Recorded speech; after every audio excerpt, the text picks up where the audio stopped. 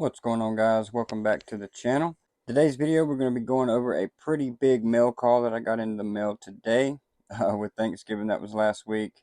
The mail was kind of backed up, so I had a lot that come in today, and I just want to go through it with you guys, show you some of the new pickups, kind of some great deals under spot that I got, and kind of sticking to my word and showing you guys kind of what I'm buying right now. With silver at all-time highs, I'm kind of sticking to my guns with my 90%. I did pick up one little premium Libertad, which, every once in a while I like to snag up a Libertad. So in today's video, we're going to go over that. Silver is still over $56, which is just incredible. What a Thanksgiving we have had. But so far, let's get into it. So starting off here, just a regular bag, $1 face. 10 mercury dimes here. It's like I've been telling you guys, I am really been on the 90% train here over the last couple of weeks, since the premiums on it has just been absolutely wrecked. So I've been buying as much as I can, and I bought a pretty good lot of these quarters here. So these are some BU quarters. You can see this is a 1937, just a beautiful Washington quarter in phenomenal shape there. And these are, I got these with the lot, so I didn't really pay any extra. And this is the Kentucky Cumberland Gap. And I also got the Yellowstone one. And like I said, these all just came in the lot. So this one here was a pretty good looking Barbara dime, 1913. In pretty good shape in my opinion. Beautiful Barbara dime. Moving on, we got another 1956 BU quarter in phenomenal shape. And really, I'm probably just going to rip these out of these flips and just throw them in my 90% bag, because I really have no use for BU quarters.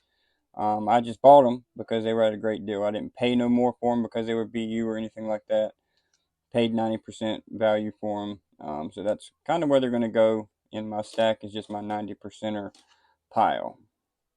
Here we got a 1964 quarter. This one's in a little bit more rougher shape, but again, it's going in the 90% pile. And I have told you guys that I did start, if y'all see one of my last videos, I have started a Standing Liberty quarter collection. So this is a 1962, or excuse me, 1926 S.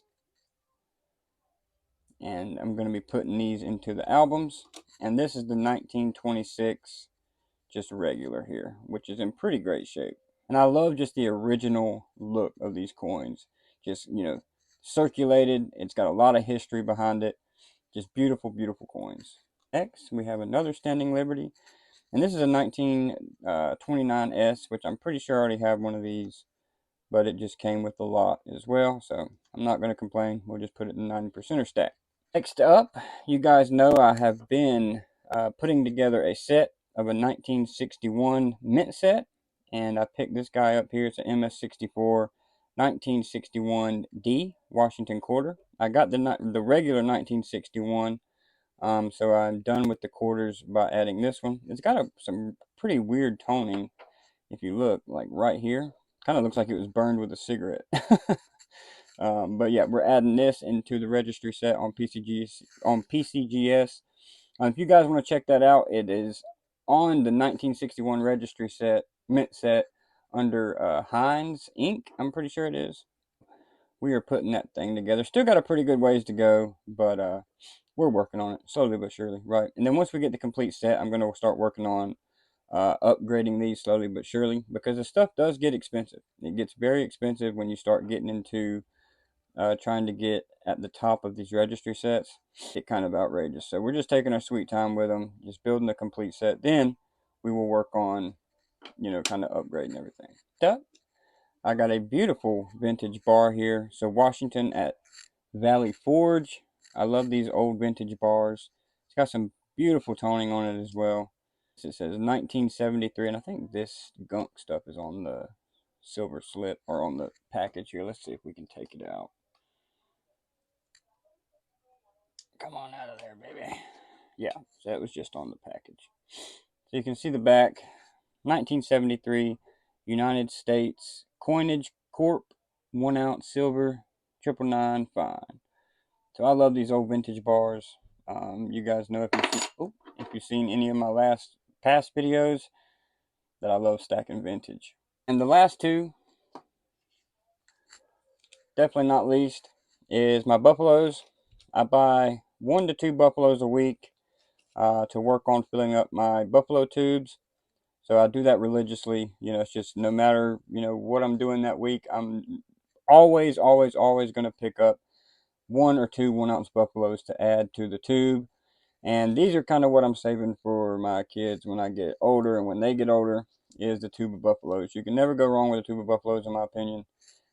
It's just good, generic, base stack. It goes in your base stack, it goes in your deep stack, and you can kind of do whatever you want to do with them. And I've been getting these at outrageous deals. So I picked this one up for $49 last week. And when I see deals like that, and seeing where silver is today with over 56, you can't beat it. Even this Libertad here. So, these are a little bit higher premium pieces of silver. This is a 2024 1-ounce Libertad. Even though these are really high premium pieces of silver, so I bought this, I think it was last week, and I paid $58 for it. And now with silver over 56, I've done pretty well on this, in hindsight. So at the time, yes, I paid a little bit for it, but in hindsight, with how silver's climbed, all in all, it was a pretty good deal. And I love my Libertads. Anything from the Mexican Mint, Mexico Silver, it's just beautiful, and it's great, great quality. I think it's some of the best in the world, in my opinion.